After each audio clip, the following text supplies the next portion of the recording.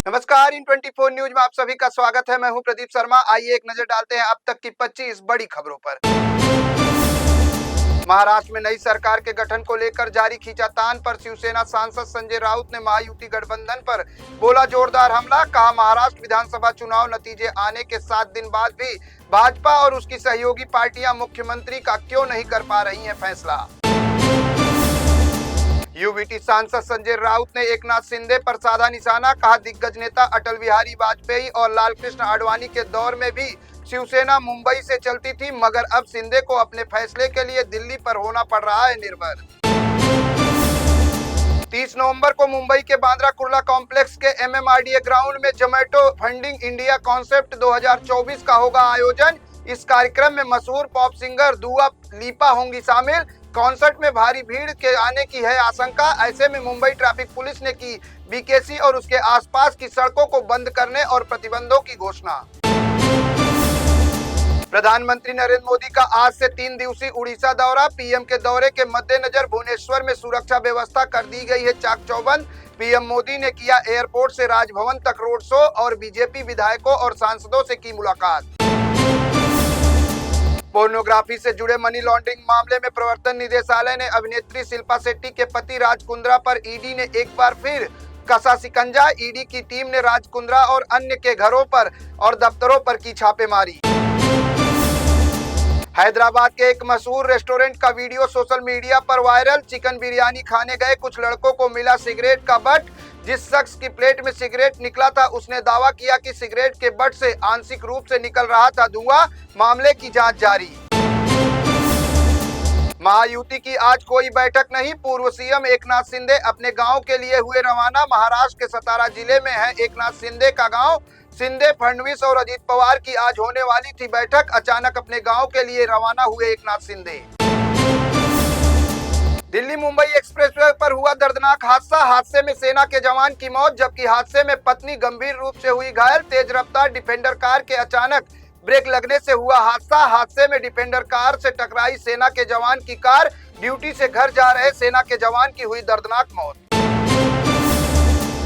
उत्तर प्रदेश के संभल जिले में हुए विवाद को लेकर सुप्रीम कोर्ट ने राज्य सरकार से शांति और सद्भाव कायम सुनिश्चित करने का दिया निर्देश। कोर्ट ने स्पष्ट किया है कि वह किसी भी तरह के उत्पात और हिंसा के खिलाफ राज्य सरकार को शांति बनाए रखने के लिए उठाने होंगे सभी आवश्यक कदम। संभल हिंसा पर सुप्रीम कोर्ट ने अहम निर्देश देते हुए निचली अदालत से जामा मस्जिद मामले पर सुनवाई न करने को कहा। साथ ही कोर्ट ने प्रशासन को कानून व्यवस्था को दुरुस्त करने की हिदायत दी। सुप्रीम कोर्ट ने याचिकाकर्ता को हाई कोर्ट जाने को कहा और कहा कि अब हाई कोर्ट के निर्देश पर ही हो सकेगी कार्रवाई। बिहार और गुरुग्राम क्राइम ब्रांच की टीम ने 2 लाख के इनामी बदमाश सरोज को मुठभेड़ में मार गिराया। उसके खिलाफ बिहार के सीतामढ़ी थाने में JDU विधायक पंकज मिश्रा से रंगदारी मांगने के मामले में पहले से ही हुआ था केस दर्ज। महाराष्ट्र के गोंदिया जिले में भीषण सड़क हादसा। वृंदावन टोल गांव के पास बाइक सवार को बचाने के चक्कर में पलट गई बस। हादसे में 7 यात्रियों की मौत, जबकि कई यात्री हुए घायल। मंदिरों के प्रसाद की गुणवत्ता की जांच के लिए नियम बनाने की मांग को लेकर दायर याचिका को सुप्रीम कोर्ट ने किया खारिज। कोर्ट ने कहा, यह हमारे अधिकार क्षेत्र का नहीं है मामला। 2 जजों की पीठ ने याचिकाकर्ता के वकील से कहा कि प्रधानमंत्री नरेंद्र मोदी ने 26 नवंबर को कहा था कि कार्यपालिका अपनी सीमा में रहकर कर रही है काम। कर्नाटक के मुख्यमंत्री सिद्धरामैया ने प्रधानमंत्री नरेंद्र मोदी से की मुलाकात। इस दौरान CM ने अल्प अवधि कृषि ऋण सीमा में सुधार, 10,000 करोड़ रुपए की वित्त सहायता तथा मेघदातु संतुलन जलाशय और कालसा बंधुरी परियोजना के लिए तत्काल मंजूरी का किया अनुरोध। राजधानी दिल्ली में एक बार फिर स्कूल को बम से उड़ाने की मिली धमकी। प्रशांत विहार इलाके में कम तीव्रता वाले विस्फोट से एक व्यक्ति के घायल होने के एक दिन बाद रोहिणी में एक प्राइवेट स्कूल को ईमेल के जरिए मिली बम से उड़ाने की धमकी। सूचना मिलते ही पहुंचे मौके पर आला अधिकारी। स्कूल में तलाशी के बाद धमकी को घोषित किया गया अफवाह। उत्तर प्रदेश में हाल ही में हुए उपचुनाव में NDA ने हासिल की बम्पर जीत। बीजेपी ने उपचुनाव में 6 सीटों पर जमाया कब्जा। उपचुनाव में जीते 6 विधायकों ने आज सदन में ली शपथ। संभल हिंसा को लेकर महबूबा मुफ्ती का बड़ा बयान। कहा, घर घर सर्वे की योजना से खून खराबे की ओर बढ़ रहा है देश। उन्होंने हाल ही में संभल में हुए विवाद को लेकर जताई चिंता। कहा, अगर यह सिलसिला चलता रहा तो 1947 के बंटवारे के समान स्थिति में पहुंच सकता है देश। संभल के बाद अजमेर शरीफ दरगाह के मंदिर विवाद में मुस्लिम बोर्ड को दो टूक। कहा, माहौल बिगाड़ने की ना हो कोशिश। एक दिन पहले ही कोर्ट ने जारी किया है नोटिस। निचली अदालत में जल्द पेश हो सकती है सर्वे की रिपोर्ट। मध्य प्रदेश के खंडवा जिले के घंटाघर चौक पर मसाल जुलूस के दौरान हुआ बड़ा हादसा। मसाल से तेल गिरने से भड़क गई आग। हादसे में 50 से ज्यादा लोग झुलसे, जिनमें से 12 लोगों की हालत बनी हुई है गंभीर।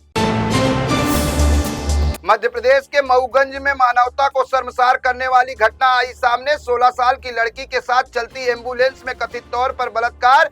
वारदात में पीड़िता की दीदी और जीजा भी हैं शामिल। ड्राइवर सहित 4 आरोपियों को पुलिस ने किया गिरफ्तार। 108 इमरजेंसी सेवा के तहत संचालित की जा रही थी एम्बुलेंस।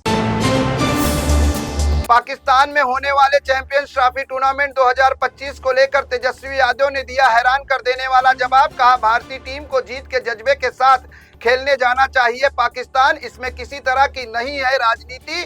पीएम मोदी का जिक्र करते हुए तेजस्वी ने कहा, पीएम बिरयानी खाने पाकिस्तान जाए तो ठीक, टीम इंडिया जाए तो गलत। राजधानी दिल्ली में बढ़ते प्रदूषण के स्तर को लेकर सुप्रीम कोर्ट का बड़ा फैसला। कोर्ट ने ग्रेप 4 के तहत इमरजेंसी उपाय में ढील देने से किया इनकार। अदालत ने अधिकारियों की कार्यवाही में लापरवाही और पंजाब पराली जलाने की घटना पर लगाई फटकार। इस दौरान स्कूल संबंधी कार्य को जारी रखने का दिया निर्देश। संभल हिंसा मामले में 3 और आरोपी फैजान, मोहम्मद अली और रिहान गिरफ्तार। पुलिस ने अब तक इस मामले में 31 लोगों पर कसा है शिकंजा। मुरादाबाद के कमिश्नर अंजने सिंह ने बताया कि 250 से ज्यादा लोगों को अब तक किया जा चुका है चिन्हित। जुम्मे की नमाज के लिए संभल में किए गए थे सुरक्षा के पुख्ता इंतजाम। बिहार की राजधानी पटना में अगले साल से मेट्रो की सेवा हो जाएगी शुरू। राज्य के डिप्टी सीएम सम्राट चौधरी ने विधानसभा में दी जानकारी। कहा, 15 अगस्त 2025 से पहले मिलने लगेगी पटना के लोगों को मेट्रो की सेवा। उन्होंने इसके लिए वित्तीय वर्ष 2023-24 के लिए 32,506 करोड़ रुपए के दूसरे अनुपूरक बजट में किया पेश। मुंबई पुलिस की साइबर सेल को मिली बड़ी कामयाबी। 2 अलग अलग ऑनलाइन धोखाधड़ी मामले में कुल 1.31 करोड़ रुपए की पुलिस ने की रिकवरी। पहला मामला मुंबई के मरीन लाइंस स्थित एक प्राइवेट कंपनी के फाइनेंस मैनेजर से जुड़ा है, जिसमें जालसाजों ने कंपनी के मालिक का नकली प्रोफाइल बनाकर ठगी की वारदात को दिया था अंजाम।